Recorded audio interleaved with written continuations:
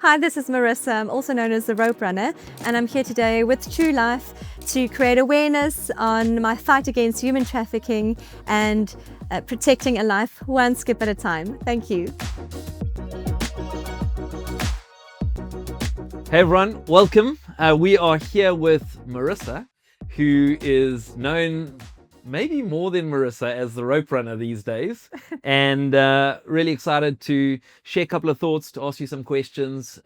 Obviously, this is launching on the Global Anti-Human Trafficking Awareness Day, and so we're going to get into that. But let's talk about the Rope Runner. Over the last, couple of months, you have exploded. The story's exploded. You've taken on some huge challenges, two oceans, comrades.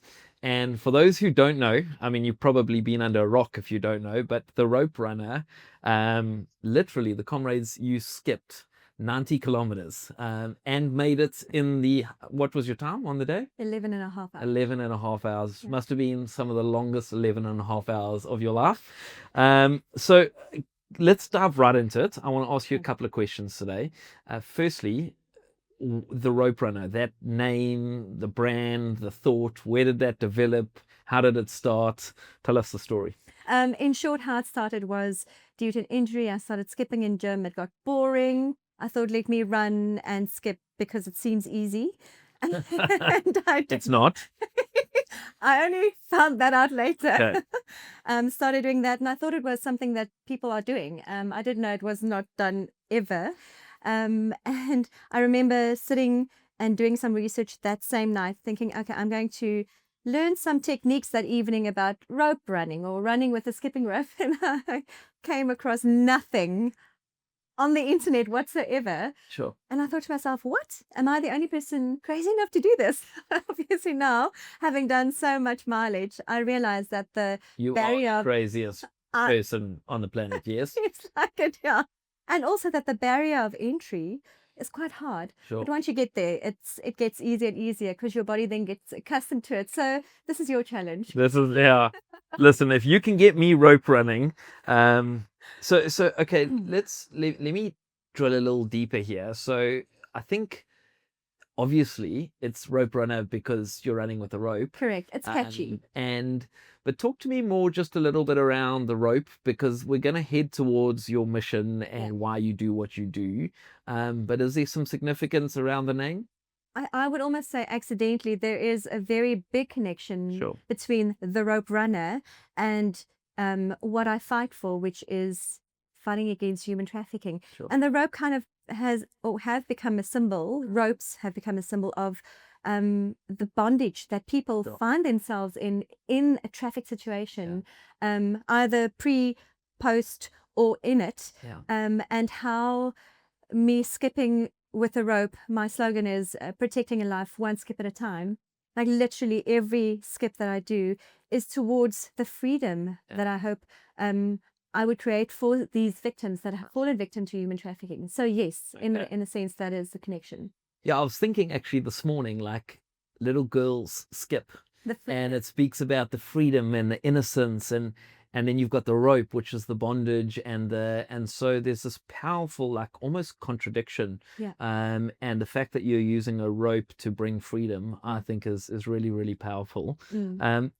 If I could rewind the clock just a little, because you're not just rope running to break records, which you are doing, or to bring attention, which there is a lot of attention, and it's a far deeper why behind what you're doing. Talk to us around human trafficking and where your heart was gripped. Was there a moment, were there a couple of moments that caused you to go about this crazy feat? I got introduced to the term human trafficking when I visited my parents in Asia a few years ago. And my mum was very much involved in a program that saves and restores women, specifically at that time, that were trafficked, saved, and then had to be reintroduced into society through learning how to make jewelry, selling that as a form of an income. And that gripped me. Yeah. I think it planted seeds that I didn't know would become relevant in my later years. It gripped me. I thought human trafficking, I've seen movies and I've heard about these things, but it didn't grip me as much because in my mind it was always there. Yeah. Little that I know, and now having been so almost absorbed in it, it's right under our noses. We are all affected by it. But back then, I came back and I thought, yo, that hit hard. And I went back again and again saw these ladies, and I saw the radiance on their faces, having come from the horrific circumstances that they were in to where they've been restored, and how God had healed their hearts and all of that. When I had an opportunity to choose kind of a platform to grant exposure to, there was no other way for me but to use fighting human trafficking as the platform. Amazing. Okay, so for those of us that know you and really the rise to prominence, and there's a bunch of media and publicity around you, and everybody knows the rope runner, but let's just rewind the clock, because most things don't start with immediate fame. Talk to us about the brave steps and the continual brave steps that needed to be taken in the early days when no one knew, what is this crazy lady doing? A lot of people now see me as, the rope runner. Oh, rah, rah, the rope runner. But the journey to get here, I thought I was going to take on something that when I had realized this has never been done, sheesh, why not do it and start? And at that point, I realized I'm the only person. Surely it can be done. I'm going to prove to the world possibly that is possible, and that even if you think things are not possible, you can make a way, It was the initial first thoughts that I had when I had done my research and it wasn't done. I knew that it was ridiculous. I knew that I was going to be ridiculed, embarrassed. I was going to be alone, and a lot of people are going to doubt. There were all these things that were going on in my head. And, I've read enough books and seen enough stories about people that have started their major journeys right there in the pit of embarrassment and not knowing what the future would look like, almost like a pioneering type thing, that this is kind of where you start. And you're either going to be brave and suck it up and get on with it, regardless of what the opinions of man might be, and then see where it goes. But you were brave enough to take the first step, or you're just sort of going to start and then look back in 5 years and say, oh, sheesh, I wish I had just done that thing when I had the go in my heart to do that. So that's where it started, really. Amazing, because I think a lot of people will look now and go, oh, amazing what you're doing, and there's almost a you're reaping the rich reward now. People going, you're so courageous and it's amazing, and but you want to take people back to those early days and just remind them that yes, we can do great things, and perhaps there's a rise to prominence, and you may be able to build something of success or significance, but it takes place in the little daily consistent. I'm sure there must have been moments that you thought, I could quit or give up, or imposter syndrome, or did that ever happen? Oh yeah. I was faced with the question of, Marissa, what are you doing, and is this even worth it? I mean, look, people are laughing at you. Is it really worth it? And it's there where you have to decide for yourself. Are you going to be brave enough to either see it through and you can see where this may head, or are you going to hang up the towel and say, well, you know what, I've given it a good go and that's it. And for me, it's almost a thing of encouraging people, saying, listen, if you have a desire or a dream in your heart, and this is cheesy, but it's true. I'm no elite athlete or somebody amazing. I'm just a normal person that started something ridiculous, and now it happens to have caught on and make a difference, But it started with a small seed. Small stuff. And that's encouraging for all of us, because we can all do small.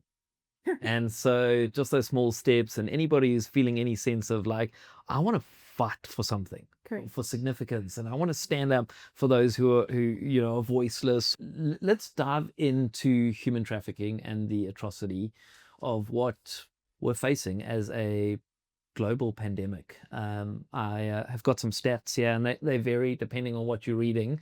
And I think in many ways, actually, the world tries to hide from the reality of what's going on, or to cover up. And so somewhere between, depending on which stat you're reading, between 27 million and 50 million people right now as we speak are trafficked in some form of human trafficking.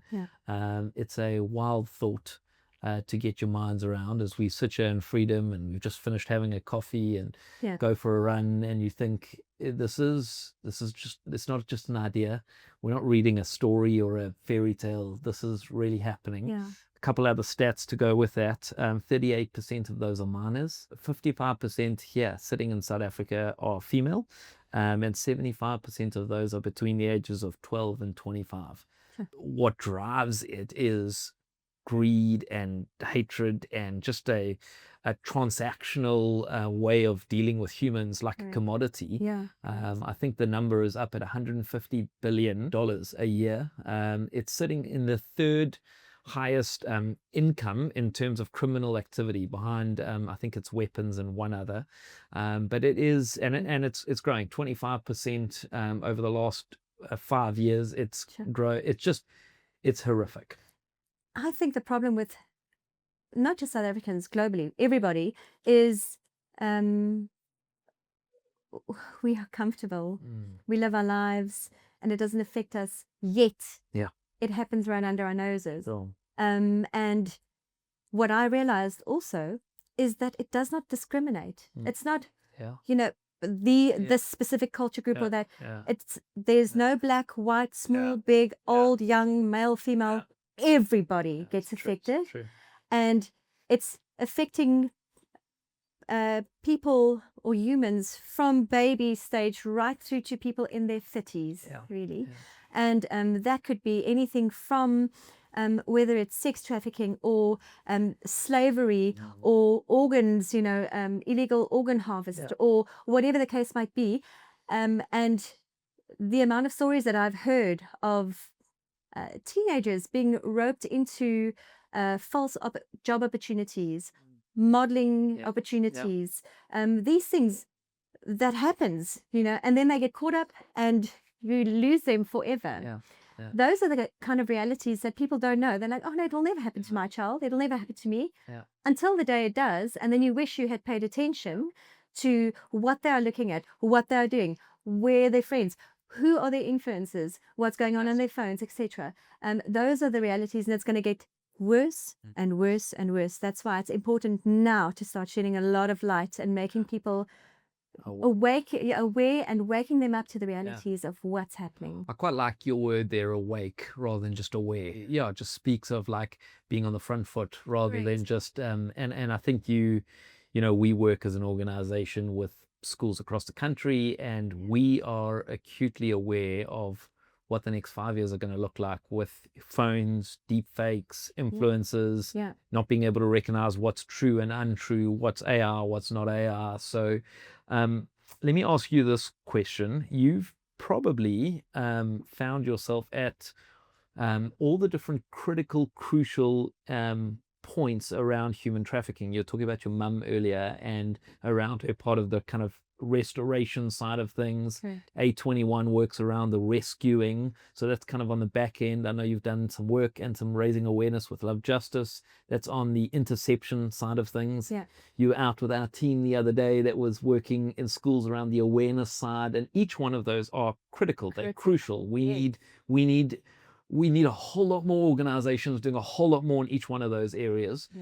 Just from your vantage point, just speak into each of those areas and maybe kind of what's gripped your heart around that. Well, just going on the start where it starts with awareness. You know, when I watch the play that Trulife does at the schools, even though I'm aware of it, it still gripped my heart so much. And I could see, I was observing the children's reactions to what was going on. You could see they had no idea. And it is like the penny had dropped in most of their hearts. Like, this is relevant. We never knew this. And that's where it starts, you know. Now they're going to go back and speak to their parents about this incredible play that they saw that was actually gripping, or they're going to start standing up and say, listen, this is going on in our community. Or what? That's the awareness part, which is crucial, because this will prevent these guys from even being trafficked, because they would know what to look out for. Then it's the interception part, which I have now walked a road with Love Justice, and I'd learned a lot about their approach is very innovative and quite new to this whole fighting human trafficking. It is where you intercept the victim before they even get to cross the borders and go further and then disappear into who knows where. They've got a task force team on the ground at all these relevant spots, and they look out for opportunities to intercept and protect the guys before they go. There was some crazy stat. My wife used to work for Love Justice, so that's our connection point as well. And she was saying to me that within the first 48 hours, it's like mission critical, because the percentage after that of ever finding someone is just dire. And so just incredible, like training people to look out for signs and signals. And these are things that, even as they're at ports and harbors and train stations, but even as parents, you want to be aware of, like, being just eyes wide open to what is out there, and not because we want to live in fear, but just because this is the world we live in and we want to be equipped for that. Exactly. And this is where it comes in. I'm all about, protecting privacy and honoring you as a person, etc. But there's a time and a place where you as a parent need to step up in your child's life, whether it be just going into your teens, proper teens, after, going into universities and all that whole from 10 up to 25, where you need to make your child aware of what's going on, and also look at their phones. What are the conversations they're having? What are the opportunities that's being presented to them? What are their friends saying at school? Be aware of that, and do that out of obviously a heart of love, because you would kick yourself if something were to happen to your child and you said, but I wanted to respect their privacy.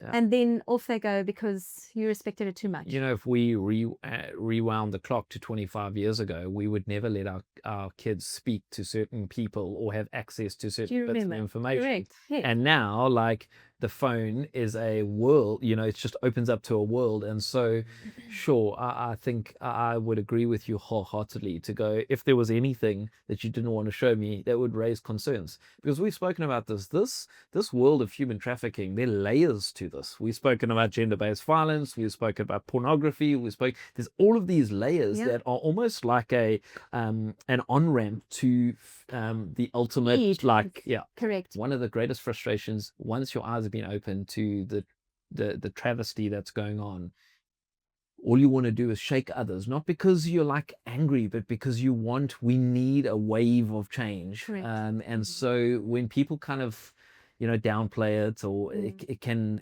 really, I don't know, maybe get on your skin's the wrong word, but you just want to wake people up. Every conversation that I've had with anybody, which is now hundreds of people, once they just hear a single stat about human trafficking, the penny drops. You could see it dawns on them how relevant it is in their lives. So the conversation in trying to convince somebody, I've never had to convince anybody about knowing how relevant it is within our life. Yes, it's maybe under communicated, and that's why people don't know about it. That's why it's so crucial to create awareness. But once they do, they've got it. Amazing. Cool. So let me change gears very quickly. I've written some quick-fire questions. We call it a quick-fire round, and we're wanting the answers that come to mind. We're hoping that they're questions that maybe haven't been asked before. Oh, my word. So not to put you on the spot, but to put you on the spot. Here we go. Okay, so first question. Finish a sentence. I run so that? I can eat. That's amazing. Okay, next question. What's a word or phrase you speak to yourself often when you want to quit? You've got this. You've got this. Love that. What's the biggest myth about human trafficking? It doesn't affect a lot of people. Okay. It's not relevant. Not relevant. Name your 3 best responses from people when they see you rope running. What is she doing? Awesome. That's the first. Second, third. Wait, hold on. There's this line that everybody uses. And that's always this. It's so endearing, really, about, hey, you got roped into that, don't you? Or, rope us. And so everybody. That's awesome. They try to. Yeah. Awesome. I love it. What would you say to a 15-year-old girl who says, I don't think that could ever happen to me? Talking about human trafficking. Think again. Okay. If you had a billboard in every school across South Africa, and you could only put 5 words or less, what 5 words would you put on that billboard? Courage. Yeah. Love. Yes. Jesus. Yeah. Fun. Yeah. And change. Amazing. I love it. One day I'm going to get you back and we're going to unpack all 5 of those words. Okay. What's harder, running 90 kilometers while skipping or explaining trafficking to someone who doesn't believe it's real? Yes, that's a great question. Skipping 90 kilometers. Okay, good. What would you say to a grade 9 girl who has a dream in her heart to make a difference? What would you, looking into the camera maybe, and they're listening right now going, I want to do something. I want to change the world. What would you say to that grade 9 girl? Okay. I would say be brave and just start. And it's going to take one day at a time, regardless of what the dream is. Whether it's massive, it may start very small and end up being massive, but you don't know how it's going to look in 1 to 5 years from now. But I would also say start with what is in your hand, because each of us have been gifted with a certain skill set and talents. What have you got in your hands that you can take further to make a difference? And don't think that you're going to make a difference in 100 people's lives. That goal is massive. Start with one person. Amazing. And then take it from there. Amazing. Last 3 questions that we're going to land on, looking ahead. And I know that it's a question you get asked all the time. You just finished the comrades of people like, what's next? And look, I think you deserve to also just rest in what you've achieved so far, which has been monumental, both in the actual rope running, but in the awareness that's going on. But I do know there's some big dreams in your heart. Yeah. And I know you've got aspirations around marathons. Talk to us about the rope runner and what the next 2 to 3 years could look like. So what is next is, as much as I am passionate about creating awareness in South Africa, it needs to go global, because human trafficking affects the world. Yeah. So this is why the next goal would be to take part in all they call it the Abbott World Majors, which is 8, well, it will be hopefully 8 World Majors by next year. The 8th one may be Cape Town, we'll see. Sydney has just come on board, so it'll be in America, in Germany, Tokyo, London, Sydney, South Africa, global awareness. Amazing. A global platform, and that through rope running. I mean, the amount of attention that I've drawn just in South Africa by doing Oceans and Comrades was monumental. Yeah. Imagine what it could do. Amazing. Internationally. Awesome. We are so behind you on all of that. Thank you. And I look forward to seeing that global awareness. I know the one other, and I know there are lots of dreams in your heart around the future. You've spoken about rope running becoming a sport. Yeah. And these people and pockets and videos and people starting to pick it up. It wasn't a sport before you started. What do you see with that? Is there some dreams in your heart around that? Yeah, I've got one ridiculously crazy dream that I'm very happy and on board with anybody trying to take part in rope running and starting that, because I need buy-in from a lot of people so that my other crazy dream can one day be fulfilled, which is doing rope running as an Olympic sport. Wow. So that would be amazing if that could be it.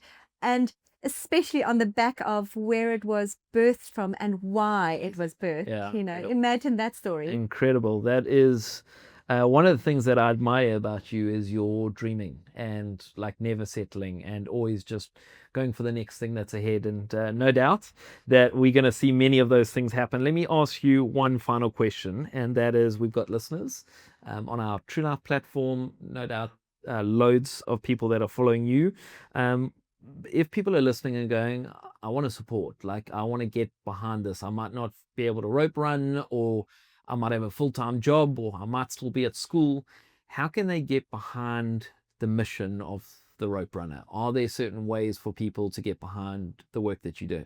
Firstly and foremost, I have now partnered with Love Justice as an organization, and there's a set goal that I set out to raise a certain amount of money before the end of the year, so that we can protect lives. So the idea is to protect 200 lives, which equates to about 500K this year. So if people want to get behind me on that, please do. I've got all my platforms on social media, and there's a Back a Buddy account that people can click on and donate if they can. Look, for me, it's whether you can give 20 Rand or 2,000 Rand, it doesn't make a difference. But for you as a person, you are making a difference in another person's life. And that is the investment from any person giving. So that is a really good thing to know as well.